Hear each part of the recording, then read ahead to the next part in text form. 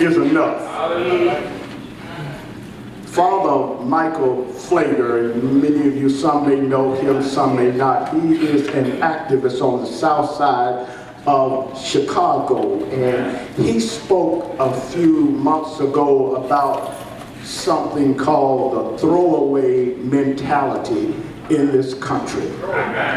He talked about the fact that the sad reality in this country is that there are individuals who put more emphasis on the gun rights than they do with human rights.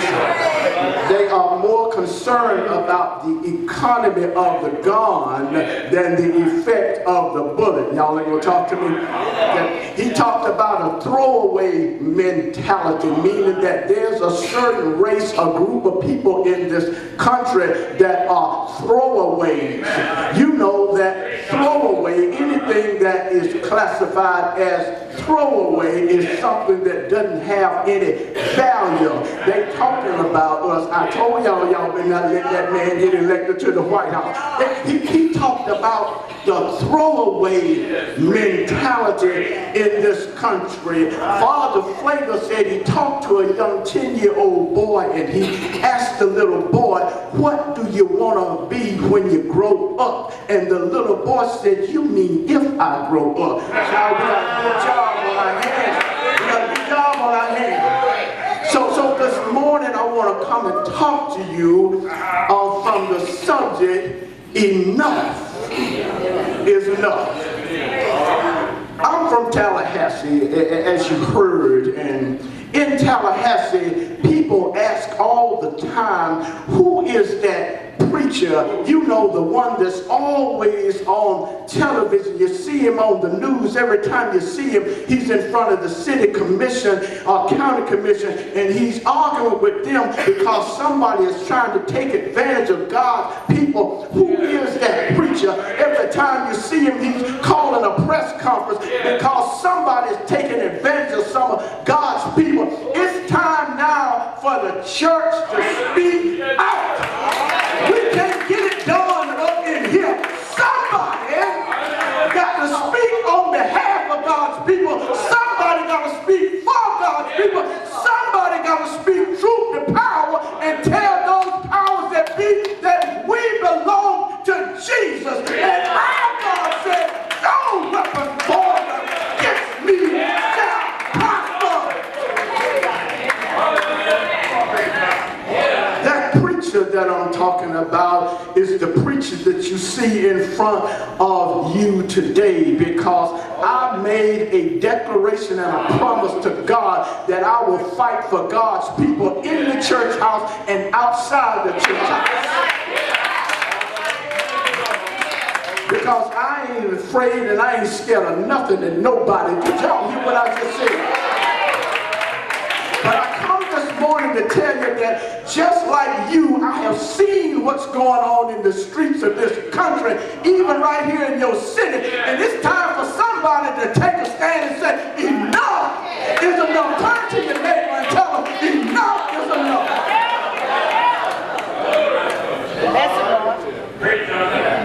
I believe, church,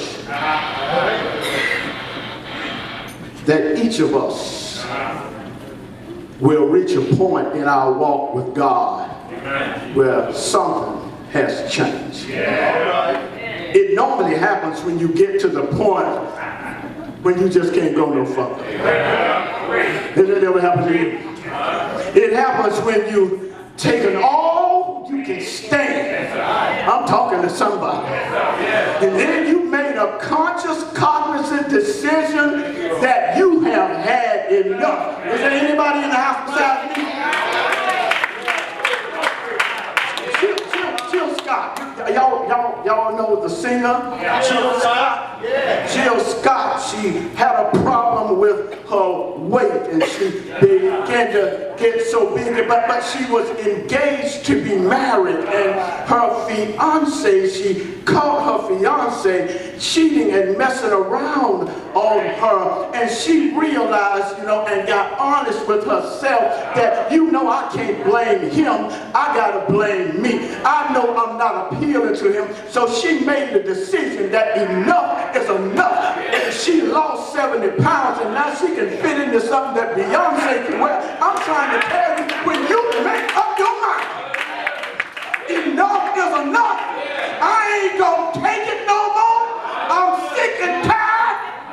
All right, Jill. Tyler Perry. Tyler Perry. Tyler Perry spent 5 years sleeping in the back seat of his car. Tyler Perry brushed off suicide, the thought of suicide, several times, until he reached a point that he made a decision that enough is enough, and he said, I'm not going to let life conquer me, I'm going to conquer life. He made up in his mind that enough is enough. Y'all remember the movie Color Purple? Remember Miss Seeley? And you remember Mr. That old mean thing? Y'all remember? You remember him? And you remember that scene where they was all sitting around the dinner table, and Miss Sophia, she had just got out of jail from punching that white lady. She had her bags all packed up, and she was getting ready to, she was going with Miss Suge. She was going out of town, and then all of a sudden, here he come, popping off at the mouth. And Miss Seeley, she just snapped. Miss Seeley took that butcher knife and put it to his neck. She said, enough is enough. I'm taking all of the stank. And that's the way black folks feel in this country now. Enough is enough. Miss Seeley put that thing to his neck. Y'all remember what she said to him? Miss Seeley said, I ain't never asked you for nothing. Not even your hand and match. Wait.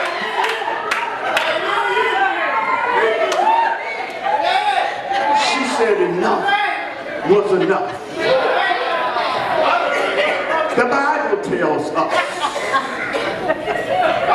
tells us a story about this man who had a son who lived in the graveyard. This boy, would take rocks and he would cut himself till he bled, and the father was concerned about his son, and so he knew that there was a man that he could go to, and get a remedy to help his son. Now the church folk told him, your son is crazy, and Jesus don't help no crazy folk.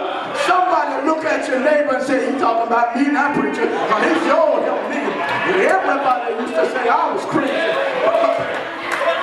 But look here, church. Look here. Here's what I like. This man went to Jesus. And Jesus touched this boy. And this boy was clothed in his right mind. What kind of God is that can just touch you, and you will be made whole? He touched this boy, and this boy became clothed in his right mind. Now the Bible tells us that this boy went to Jesus and said, I want to follow you, Jesus. I want to go where you're going. And Jesus said, no. I want you to go back home around your kinfolks and all your friends. You see, because I want you to be a walking billboard that show everybody what I do. Talk to me, somebody. Is there anybody in this house that you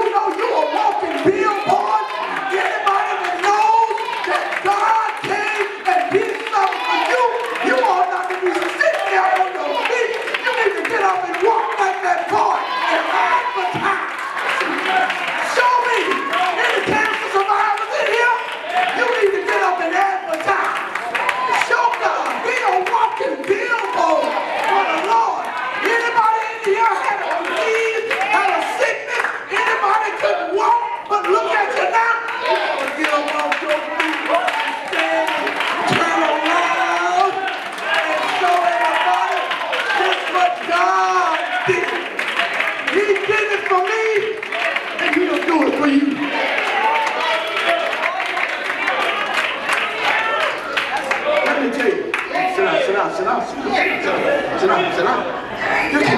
Look here. Shakespeare said that some sermons, Jesus said that even the rocks will cry. I came by here to tell you today that sometimes you don't even need to hear a sermon. You can watch a sermon. Your life is a sermon. All you got to do is get up and walk, and it tells a story. You see, nobody knows your story but you where you're at. Nobody knows what you've been through. Can't nobody tell it like you. You know what you went through. You know how broke you was. You know that you didn't have what it takes to pay your bills. But God. Woo! Is there anybody got a but God in here? I didn't have no way but God. I didn't have a car. I couldn't pay my bill. I was sick in my bed. That Negro walked out on me, but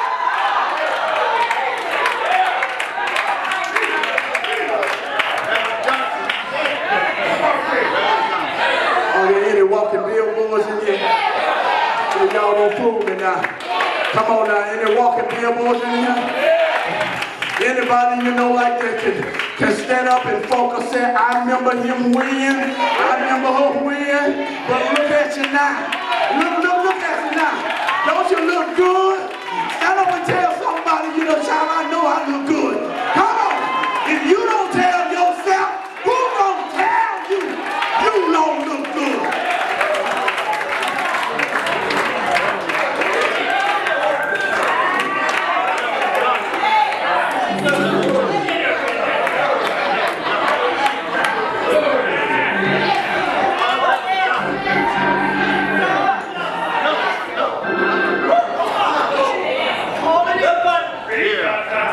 This woman, I want to talk about this woman just for a few minutes. See, because I know that preachers all over America have preached about this woman. And they talked about this woman's faith. But church, God showed me something that I hadn't seen about this woman. This woman had reached a point where she said, enough is enough.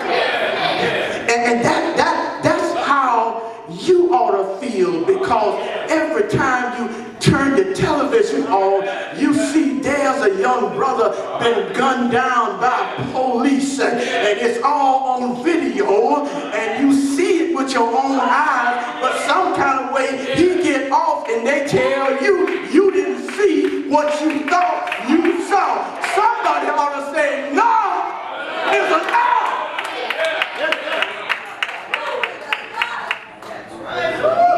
I'm reminded of that video, those two videos a few months ago. Remember the boy Philando Castile and his fiance was streaming live while he was there, laid there dying, and they interviewed his mother, and his mother said, I taught my son to work hard and to do everything that's right in the eyes of God and the law. I taught my son that if the police stop you, just do everything they say. Well, church, tell me, what do you do when you do everything the police say do and they still shoot you? Somebody ought to say, enough!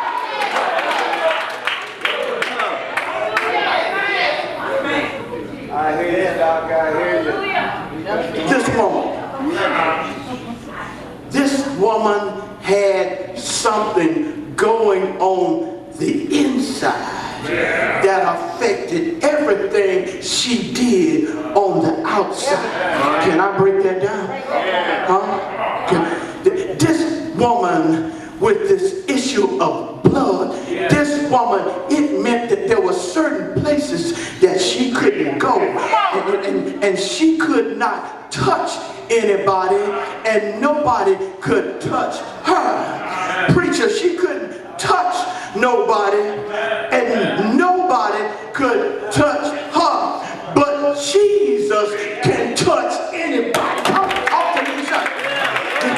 This lady said enough is enough. I'm going to see a man that don't care nothing about what's going on the inside of me, but if I touch him, and he'll touch me, and I shall be made whole. This woman, she made up in her mind, church. She got tired of living the way she was living. She understood that God could deliver her. If God could deliver the Israelites out of the hand of Pharaoh, God can deliver black folk from all of the prejudice and racism and all of the murdering of police officers and what we're going through in this country. I just believe that God will deliver us. I don't know about you, church, but aren't you tired of being stepped on? Aren't you tired of being stepped over, looked over? Aren't you tired of getting walked on? Aren't you tired of being treated like you a throwaway, having no value at all? You ought to say enough is enough. I'm talking about Jesus. You know the Lord can take a dope head and make him a deacon. Look here. Look here. Look here. The Lord can take a tramp and make her a trustee. Where you at?